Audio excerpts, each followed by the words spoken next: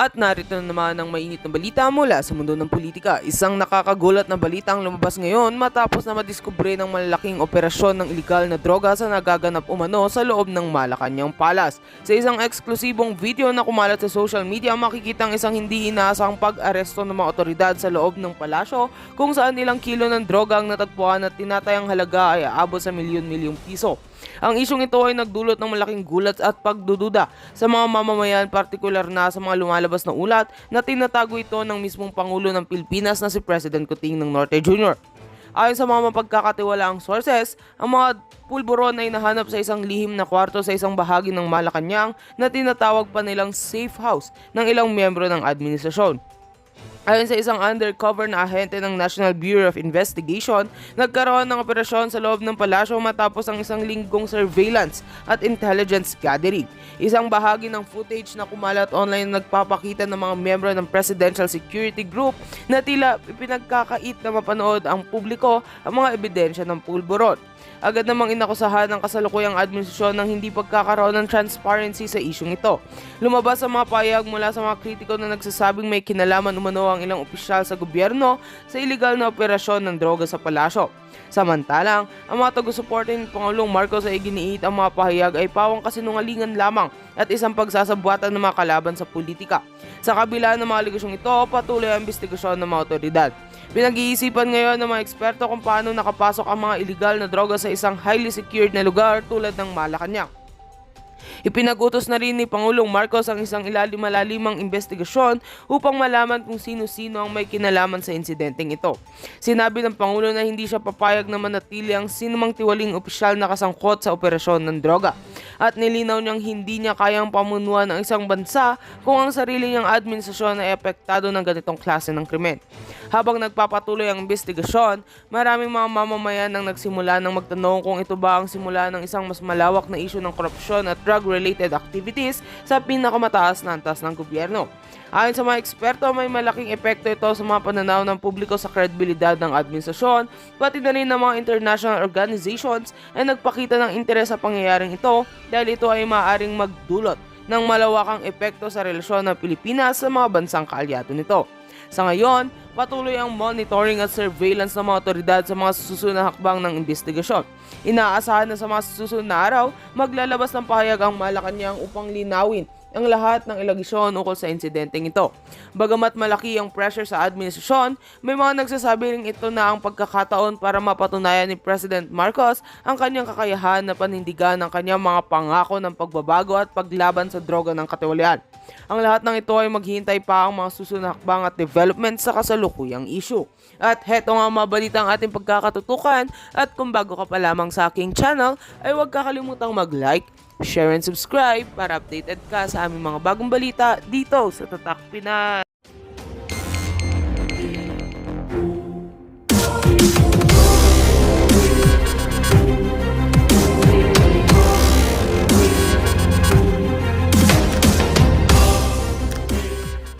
RRT ay nasa dulo ng row. Yun po dapat talaga yung usapan ng mga matitino doon. Okay, doon, sabi niya. Kaso lang, ito sabi niya, kaso lang yun po talaga ang utos. Okay, ito, sabi niya, sa taas utos ni Tambaluslos. Okay, hat ng mga bangag, sabi mo nga, Miss Maharlika. Grabe po, pero ganun pa man, sabi niya, talagang pinakita ni PRRD kung gaano siya gaano siya katapang, gaano siya ka rockstar. Okay? Grabe po, talagang pinagkaisahan nila, nagsama-sama na ang mga kakamping. Yan, planado po yun. Sabi niya, planado po talaga yun. Teka, ito pa may message pa. Okay? Okay, sabi pa nga niya, buti na nga lang po yung abogado ni Pangulong Duterte ay nandoon medyo nakatabi sa gilid niya, sa gitna nila ni Jokno. Kaya medyo sabi niya, kaya medyo nakakaprotekta din si Attorney Delgra. Pero yun po talaga, sabihin nyo sa inyo mga tagapanood na intention po nila para i-trigger, galitin ng Pangulong Duterte o baka nga, buti nga hindi nasaktan ng Pangulo. So yun, mga palangga, so intention nila, well, you know that already. Okay? Intention nilang tarantaduhin ang Pangulo, wala silang respeto, mga kababayan, sa ating Pangulong Duterte dahil yung hearing na yon maituturing muna high-profile hearing. Dahil hindi high-profile yung mga gago, mga bubo. High-profile kasi dating presidente ang nandoon. So ganun na lamang nilang bastusin, gaguhin, tarantaduhin ang Pangulo at galitin. Pero hindi sila nagwagi. Okay? Sabi ni Maribig Tadjana, talaga kita-kita naman po na talagang wala silang respeto. Okay? Sabi ni Bell, Miss Marlica, napanood ko sa isang vlog, bumaliktad ka na daw kay BBM. Putang ina, hindi mangyayari yan. Mga fake news yan, huwag ka nang manood ng mga fake news. Hindi babaliktad ang isang maharlik ka sa mga pabalik dito sa mga demonyong magbubudol. That's not gonna happen over my gorgeous body. Talaga. So ngayon, mga kababayan, okay, tingnan natin ang ating mga ano dito. Okay, mga mensahe ng ating mga puting ahas. Okay. Actually, nakakagalit talaga kasi I think I forget kung sino nagpaliwanag na parang may nakita ko abogado na nagsabi. Pero, ganito yan. Sa korte, di ba, pinaghihiwalay ang yung plaintiff at saka defendants, so yung nagrereklamo at ang mga dumidepensa, di ba? Pinaghihiwalay yan. Sa harap ng judge, di ba, ang judge sa gitna, kanan, hindi ko lang alam kung kaliwa ba yung plaintiff o kanan ba yung nagdi-defense o defendant o whatever. Pero may seating arrangement. Diyan sa hearing, meron din yan seating arrangement. Depende sa klase ng resource person, kung sinong unang magsasalita, pangalawa, pangatlo, pang-apat. Depende kung ano yung kanilang yun na pagsasalatan, kung honest to goodness hearing. Pero we all know that the hearing ay what? Talagang to destroy the president. Right? So yun ang inyong pakatandaan. So you all know na talagang sabi ni Fidel Castro na explain na ni Kong Marcoleta dapat nakahiwalay. Oh, pero kasi pwede naman silang magkadikit. Actually, pwede naman silang magkadikit. Depende nga kung ano yung priority ng committee na yon. Kung walang ganitong klaseng pagbibintang kay Pangulong Duterte, at yun nga, talagang depende kung may mga whistleblower talaga na delikado ang kanyang buhay, di ba? Wala namang whistleblower doon na delikado ang kanilang buhay dahil buhay pa nga sila, sabi ni Pangulong Duterte, di ba? Doon kay Asierto, kung pinapatay kita pa, buhay ka pa. But anyway, wala namang delikado doon na talagang sa hearing na may record ng panggugurgur o talagang hindi natin alam si De Lima at saka si Trillanes dahil behind the scene, akala mo nagbait-baitan sila doon. Hindi natin alam kung ilan ang pinagurgur nila behind the scene. Diba? O baka sila ang gumurgur. We don't know. Ngayon, depende nga yun sa bigat ng pinag-uusapan. Okay? So now, pag-usapan natin itong mainit na issue. Actually, it's not really mainit dahil pang-apat na yata ito na ginawa nila kay Attorney Glenn Chong, wala.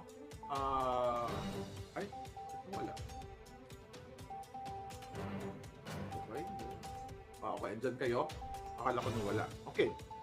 So ngayon, 2 days ago, ayan, ini-headline na naman ng ABS-CBN at ng mga mainstream media dahil ito yung utos ni Lisa Canas.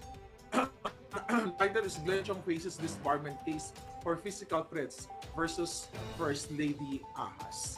Sabi dito ng balita, former Biliran Representative Glenn Chong is facing a disbarment case from case before the Supreme Court for his alleged physically threatening statement against Liza Araneta Awatan kidnapper Marcos. Tika muna, hindi natin babasa yung balita kasi sasagutin na natin to. Ang sabi dito, in this disbarment case filed by Attorney Andre De Jesus, before the office of confidant of the Supreme Court. Chong allegedly threatened to slap the First Lady twice. Okay, ganyan-ganyan, chika. Naipaliwanag na yan ni Attorney Glenn Chong. By the way, meron palang post si Attorney Glenn Chong. Ito ang post ni Attorney Glenn Chong, mga kababayan. Okay? Basahin natin bago natin boljakin itong si Lisa Tanas na ito. Sabi ni Attorney Glenn Chong, okay, pinaliwanag niya yan sa kanyang post. Bukas, ayun, ma-interview natin siya. Ito yung comment niya. Okay? Ang komento ko sa disbarment case dahil binalak kong jampalin ang first drug pusher, lady of the Philippines, per the revelation of Miss Cathy Binag. Okay? Diba? Kung meron nga madisbar dito, yung hinayupak na Lisa, doon pa lang sa aalok niya ng pinagbabawal na pulburon o white powdery substance kay Cathy Binag. Pero mamaya dadako tayo dyan. Sabi ni Atty. Glenn Chong, actually kinuwento niya to sa akin. Itong pinsinulat niya to. Alam mo naman kami ni Pangulo, ni Atty. Glenn Chong, di ba? Magkapatid, sanggang dikit, magkaroon tong aming mga bituka. Okay. Sometimes in early August 2024, a few days after I arrived from the US, may dumalaw sa akin. Isa siya sa 3 tao lamang na pwedeng dumalaw sa akin sa bahay anytime. So alam ko tong kwentong ito. I know that the person's heart is for the Marcoses. Although magkaaway na kami nila Marcos couple dahil mga traidor ang mga bangag nito, we understood each other's position and I remained a friend to this person. Tawagin na lang natin siyang mediator. Alam ko to dahil sinabi ni Atty. Glenn Chong sa akin to. Bago siya magdesisyon, kasi dapat makikipagkita siya dito. Kumbaga siya sa akin, humingi siya ng, kinuwento lang niya. Sabi ganoon sa akin, Ate Claire, ano ba ang gagawin natin dito? Ang sabi ko agad sa kanya, sige, kitain mo para malaman natin kung anong kaletsya ni Satanas. Tapos syempre, ang sabi ko nga, laruin mo lang at sasabihin natin kay PRRD o sa grupo ng Maisog during the time, di ba? So ganoon talaga ang usapan namin. Dahil sabi ko, wag ka magtitiwala sa mga demonyo. Di ba? Minsan na tayong ginago ang taong bayan, never ever ka magtiwala dyan. Sabi na Atty. Glenn Chong, sabi na mediator sa akin, they're referring to the Marcos couple, they are going to crush the Dutertes. Di ba? Nabanggit ko sa mga vlog ko, atin nabanggit ko rin na Atty. Glenn yan. You better get out of the pack. Okay? Naintindihan nila kung bakit ganyan, okay, towards them, ito yung words na binigkas niya. Okay. Initially, pumayag ako makipagkita sa emisary nila, pinsan ni Lisa. So, alam ko yan, pinsan yan. Ayoko na lang pangalanan, hindi naman pinangalan ni Atty. Glenn Chong, pero kilala ko dahil sinabi sa akin. Isang room sa Westin Manila, Ortigas, gusto kong malaman how, sabi ni Atty. Glenn Chong, kaya gusto niya makipagkita, gusto niyang malaman, di ba? How they will crush the Duterte so I can report it to the former president. Kaya nga sabi ko, sige, go nang malaman natin kung anong plano ng mga hinayupak na yan. Sabi ni Atty. Glenn Chong, why should I remain loyal to a couple of drug-crazed traitors? Sila ang unang nagtraidor sa akin by selling me to Smartmatic kapalit ng pagmamanipula ng eleksyon pabor kay Marcos Jr. at anak niya. Kung matatandaan ninyo, 2023 pa lang, meron ng sulat si Atty. Glenn Chong, I think sa Congress, at mayroon siyang affidavit, di ba? Sworn statement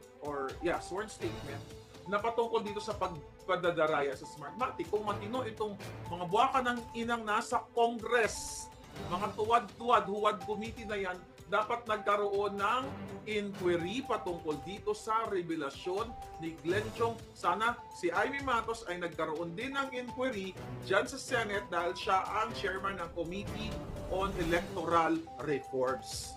So wala, okay. Alam nyo na yan, teka muna. Ito, sabi ng Atty. Glenn. However, something happened before the meeting took place. I was fuming mad when I called the mediator and flatly told him, let them crush me with the Dutertes. I will stay with the pack. We have nothing more to talk about. Actually, alam ko din yung sinabi ni Attorney Glenn Chong na something happened before, pero I will let him talk about that kapag na-interview na natin siya. Sabi ni Attorney Glenn, after this event, I relayed the matter to the former president through a friend to put him on firm notice. Fast forward to these days, about 4 months later, we have seen naked attempts to crush VP Sara Duterte and former President Duterte by the minions of the Marcos couple in their bid to eliminate all opposition to their malevolent designs to cling to power beyond 2028. Diba? November pa lang, 2023, nagsasalta na ating puting as, nagdadadakdak na ako tungkol sa pag-crush nila sa Duterte at lahat ng mga allies, right? Sabi ni Attorney Glenn, I am not surprised at this design to cling to power at any and all cost dahil noong nagprotesta pa lang si Marcos Jr. laban kay Leni Robredo, nagtangka si Lisa Marcos na manipulahin ang desisyon ng Korte Suprema sitting as Presidential Electoral Tribunal upang ipanalo si Marcos Jr. sa protesta. Hindi tumates. This is my own personal knowledge. Alam ko rin yan. Dahil may ginawa si Lisa yan, I think mayroon pang inuhold na bala si Attorney Glenn Chong para i-counter yan sa hayop na Lisa na yan sa disbarment at kung ano pang mga case. Mamaya, pag-uusapan natin kung ano ang mga kaso na pwedeng ibato sa kay Lisa Tanas na siya dapat ang ma-disbar at hindi na siya dapat ma-disbar kundi kung meron pang mapatunayan lahat malitis siya, dapat magurgur siya at gawin siyang bopis ng korte. Yan ang dapat kay Lisa Tanas. Sabi ni Attorney Glenn Chong, ganyan si Lisa Marcos, the manipulative and desperate for power. She was then so close to snatching power by her act of sheer manipulation. However, heaven did not side with her and she ultimately failed. She succeeded through in her next attempt, this time with Smartmatic, by offering my head in a silver platter a la John the Baptist. Now, this disbarment case actually the fourth. Alam niyo na yan, pang-apat na ito, hindi ito bago. Pero ngayon, hina-highlight na naman nila dahil utos nga ni Lisa Tanas. Inuutos nila ito para ma-cover up lahat ng kahayupan nila. Pero ngayong moment na to, bubuhayin uli natin yung lahat ng kasamaan ni Marcos Jr. at ng kanyang asawa. Okay, pang-fourth na ito. Sabi ni Pangulong Duterte, since I had wished to be crushed along with them, this is it. At any rate, I am ready to articulate my position and defense in the proper forum. Righteous indignation does not prevent me from exposing in full what the Marcos couple did with their cohorts in their bid to capture and retain power. Sabi ni Attorney Glenn, I will drag them to Tartarus, not just hell, but the deepest and darkest part of the hell. Meron palang deepest and darkest part of the hell. Doon talaga napabagay itong mga hinayupang tato. Sabi ni Attorney Glenn Chong, kilala nila ako, I don't make threats or bluffs. I do it. So bring it on. Okay, now Lisa Tanas. Okay. Mga kababayan, dito na tayo ngayon. Pag-uusapan natin itong mga nagrereklamo na para i-disbar si Attorney Glenn Chong at ang mga walang hiya dito sa Congress. Remember, andyan si Garin, sila Suarez, yung mga hinayupok na yan, na nagbida-bidahan dyan dati na dapat hindi dapat sinasabi ni Glenn Chong yung na kung nagkaharap na si Lisa Tanas ay jajampalin niya kasi dapat babae daw yan nire-respeto. Hoy, mga buwaka ng ginilan nyo. Hindi ka respeto ang isang kidnapper na katulad ni Lisa Tanas na nag-kidnap ng 2 bata at naging successful siya. Extraction ang term niyang ginamit dahil in-extract niya, dinupot niya ang 2 bata mula sa Turkey sa pakikipagsabuatan niya sa DOJ. Now, balik muna tayo din sa buwaka ng inang kongresista. Kung matino kayong mga hayop kayo dahil di ba 15 days supposedly ay sinasagot ninyo ang mga sulat ng taong bayan. Mga kababayan, i-refresh natin ang mga utak ninyo. March 19, 2024, ayan po. Okay, yan. Nakita nyo yan? The Honorable Janet Garin, dishonorable, ayan. Sinulat ni Attorney Glenn Chong yan. Babasahin yan, no? O. Na-receive niya yan. Babasahin ko. dahil nagdadakdak itong mga walang iyang ito na ang babae na katulad, hindi babae si Lisa, babae pala siya, babaeng sawa. Okay? Sabi ni Attorney Glenn Chong, greetings, please find the attached sworn statement which I executed, ayan, ito na nga, on September 11, 2023 to partly explain the alleged reprehensible remarks I made at Liwasang Bonifacio against Attorney Liza Bangag o Pusher Marcos, the wife of the proclaimed winner in the presidential elections held on May 9, 2022. The moral and legal issue underlying my righteous indignation is a clear public issue, yes, which the House of Representatives is duty bound to act upon. Hence, I am requesting your office to initiate a public congressional inquiry in aid of legislation and or for the purpose of filing an impeachment complaint against the husband of Attorney Lisa Tanas Marcos if so warranted. You may send your communications relative to this matter by electronic mail and Ayan, naka-attach pa nga si Johnny Pimentel, ay nakasisi pa si Johnny Pimentel, si Barbers, si Goles. Bakit nagsulat si Atty. Glenn Chong?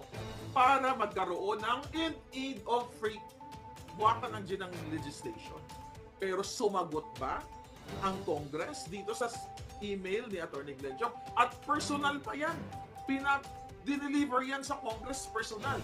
Diba? Merong batas na within 15 days sasagutin ng mga buwaka ng inang hayop ng mga kongresista na yan ang sulat ng mamamayang Pilipino kung whether nonsense, walang may substance o wala, sasagutin nila. Never ever nilang sinagot kasi hawak sila lahat sa liig ni Lisa Tanas. Then now, may bagong disbarment at nakipagsabwatan ang mainstream media. Kung meron man madisbar dito, walang iba mga kababayan, kundi ang First Lady ninyong sangkot sa lahat ng mga illegal, sangkot ng lahat ng pagnanakaw dito sa ating bayan. Ano ang mga pwedeng criminal at civil cases na haharapin ni Lisa Tanas? Ayan, inisa-isa natin. Sa doon sa conspire sa ISAF, sa DOJ, sa DFA, kay Teddy Boy Locsin Jr. at saka sa kanyang asawa at sa iba pang mga ahensya, sa mga kapulisan, sa mga korte, para mag-fabricate ng crime laban kay distressed mother dahil kasabwat o kakampi ni Lisa Tanas sa kanyang mga aktibidades itong si Francis Lloyd Chua. Okay? Kaya nga itong ex-partner ni Lloyd Chua, distressed mother at ang mga anak hindi makauwi-uwi sa Pilipinas dahil tinamnan ng mga fabricated crime o cases dahil ito ay sa pakikipagsabwatan din ni Lisa Tanas ginamit ang kanyang o kapangyarihan ng presidenteng Bangag. So, number 1, conspiracy to commit a crime. Diba? Kung ang inyong First Lady Bangag, hindi kung actually nag-commit na siya ng crime, minanupula ang mga dokumento. Narinig nyo yan nung tinawagan niya nung sa video na pinakita natin, nung tinawagan ni Lisa Tanas, ang asawa ni Teddy Boy Locsin, di ba? Yung Hi Louie video natin. Andyan sa TikTok, million ng viewers na. Andyan sa Facebook. Nandyan lahat. Na minanipulan niya yung dokumento. Doon pa lang nag-commit na siya ng illegal. Okay? Nag-commit na siya ng illegal na gawain nung kanyang Nung kanyang minanipula ang mga dokumento. Kung sino ang pwedeng madisbar dito, yung buwaka ng inang First Lady Lisa Pusher Bangag, lahat na lang yung hinayupak na yan. Kasi nag-conspire siya, nakipagsabwatan siya. At yan ay may parusa kapag ikaw nakipagsabwatan sa gawaing kriminal, mga palangga. Based on our research, under Article 8 of the Revised Penal Code, yan ang pwedeng ikaso kay Lisa Tanas. Ano ba ang ikakaso? Hindi lang to disbarment, Lisa. Tapos ngayon, ganun yung si Atty. Glenn Chong. Kayong mga Huwad Committee, kung gusto nyong imbestigahan ito dapat ang imbestigahan nyo dyan in aid of legislation at dapat nakasuhan na yung buwaka ng inang ito. Number 2, okay, falsification of public documents. Dahil pinalsificate ni Lisa Tanas ang mga dokumento para maisakatuparan ng kanyang kaibigan ng mga kasabwat na ma-extract ang 2 minor de edad from Turkey at maibalik ngayon sa Pilipinas kasama ang kanilang ama, pero ang ama ay hindi naman, ayon sa ating source, hindi naman inaalaga ng anak kundi inaasa sa mga yaya, kaya ang mga bata ay what? Under therapy. You know, merong psychological therapy yung mga bata kasi may impact sa kanila ang ginawa ni Lisang pakikipagsabwatan pagpapabricate ng mga dokumento para maging successfully o makidnap ang mga bata pabalik ng Pilipinas. Kaya kung iimbestigahan lang lahat yan, dahil walang magawa si distressed mother, hindi makauwi sa Pilipinas, even ang mga property ni distressed mother ay ginigipit ng grupo ni Lisa Tanas. Kapag ito ay binuksan at pinag-usapan ng bayan, mga palangga, makukulong, magugurgur pa o maibalik ni Atty. Vic Rodriguez ang hatol na bitay, mga palangga, later on, at talagang magkaroon tayo, bitay ang kaparusahan ng ginawa ni Lisa Tanas. Number 3 na pwedeng ikaso kay Lisa, human trafficking or illegal detention. Bakit kamo? Dahil my God, pinilit yun eh. Narinig nyo yung video? Pinilay ko na yan dito na nag-iiyakan ang mga bata doon sa presinto sa Turkey kung saan puwersaan silang dinukot, pinaghiwalay sa kanilang mga magulang. Doon pa lang sa Turkey. Bakit nangyari yung mga ganung coercion? Dahil sa mga fabricated documents na ginawa ni Lisa Tanas kasabot ang DOJ, ISAF, DFA, embassy sa Turkey. So ito ay illegal. Illegal sa salita natin, sa maiksing pagsasalita na maintindihan natin, pangingidnap. Okay, at ayon sa ating pagsaliksik, ano ang kasong kaharapin ni Lisa? Republic Act number 9208, Anti-Trafficking in Persons Act. Kaya hindi lang disbarment itong hinayupak na ito kasi illegal niyang pinadukot eh. 'Di ba? Kinidnap eh. Na-detain. Okay, na-detain ang mga bata doon sa Turkey. Illegal detention 'yon dahil sa kapangyarihan ni Lisa Tanas sa pagmaniobra, sa pagfabricate ng mga dokumento, kaya nag-result sa illegal detention yung mga bata doon sa Turkey. Then, under Article 267 yan, based on the Republic Act number 9208. Ano pa ang pwedeng ikaso kay Lisa? Hindi lang disbarment ang putang inang ito, abuse of power or authority. Dahil ginamit niya ang kapangyarihan para impluwensyahan ang mga empleyado o yung mga tao o ang institusyon ng gobyerno. Di katulad ng DOJ, again, ISAF, DFA, embassy, at lahat na pwede niyang inimpluwensyahan. At dapat itong mga ito na mga sumabwat ay ma-charge din kapag ito ay napatunayan. Pero walang gustong magsalita ngayon dahil mga duwag, walang mga itlog, di ba? O mga supot na mga puwaka ng ina. Dahil sila ay natatakot sa isang ahas na katulad ni Lisa Tanas. Marami siyang binayolate na batas dito. Even international law ay binalilate ni Lisa Tanas dahil mga kapalangga, dapat na respeto niya yung I think Turkey, I'm not sure kung may extradition, parang wala yata sa Turkey. But anyway, maraming binayolate, human rights violation. Ito yung mga pwedeng ikaso kay Lisa. Obstruction of justice. Bakit kamo? Sabi ko nga, minanipula niya yung mga ebidensya, mga dokumento, di ba?